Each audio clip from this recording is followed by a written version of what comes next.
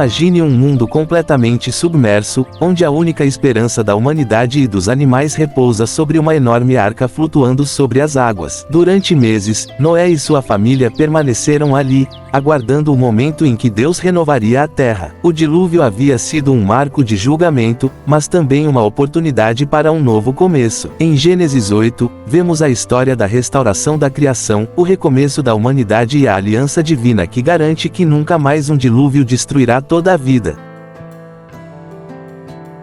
Então Deus se lembrou de Noé e de todos os animais selvagens e domésticos que estavam com ele na arca. Ele enviou um vento sobre a terra, e as águas começaram a baixar. As fontes das profundezas e as comportas do céu se fecharam, a chuva parou de cair, e as águas foram baixando gradualmente da terra. No final de 150 dias, as águas tinham diminuído. No 7º mês, no dia 17, a arca repousou sobre as montanhas de Ararat. As águas continuaram a baixar até o 10º mês, e no primeiro dia desse mês apareceram os cumes das montanhas.